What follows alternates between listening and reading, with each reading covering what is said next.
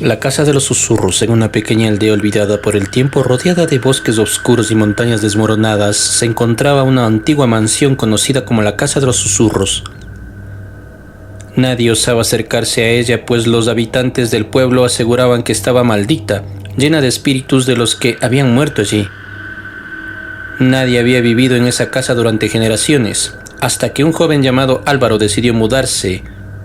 Álvaro había llegado a la aldea en busca de trabajo, y tras escuchar historias sobre la mansión abandonada decidió que vivir allí sería una manera económica de empezar su nueva vida. La casa estaba en ruinas, con las paredes cubiertas de musgo y las ventanas rotas. Sin embargo, algo en el aire le decía que debía quedársela. Sin prestarle atención a las advertencias de los aldeanos, se mudó aquella misma noche. La primera noche en la mansión fue tranquila, aunque extraña. El viento aullaba a través de las grietas y las sombras danzaban en las paredes al ritmo de las velas que había encendido. Sin embargo, poco después de que el reloj marcara la medianoche, comenzaron los susurros.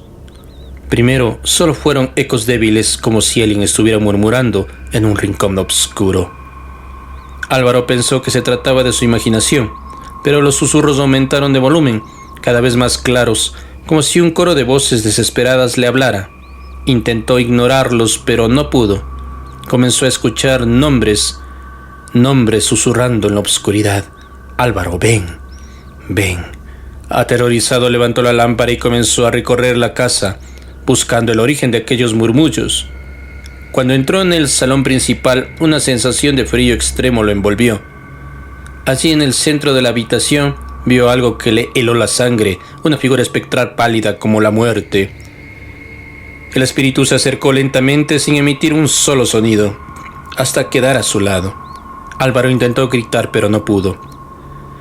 La figura le susurró al oído una voz rasposa y arrastrada. Nosotros fuimos los que caímos, ahora te llevaremos con nosotros. El joven intentó correr, pero algo lo retenía.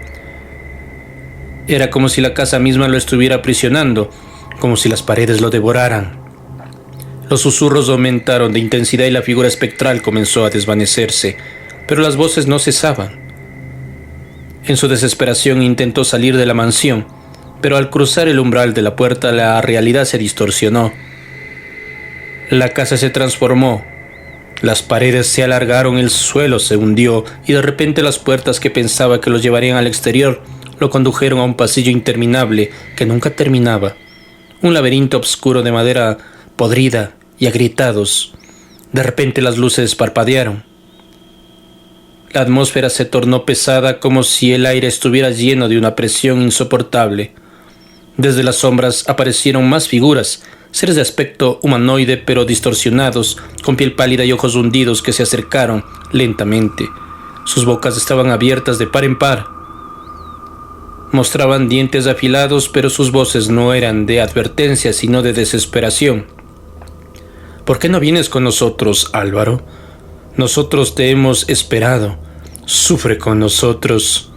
El terror extremo se apoderó de él mientras intentaba escapar, pero cada intento era inútil. En la oscuridad más figuras surgían. Y entonces, en medio de su horror, escuchó lo que nunca olvidaría: el llanto de una niña, un llanto agónico y desgarrador. Papá, papá, por favor. Álvaro se detuvo en seco, confundido, pero antes de poder entender lo que sucedía, una mano fría se posó sobre su hombro. Historias de Ultratumba.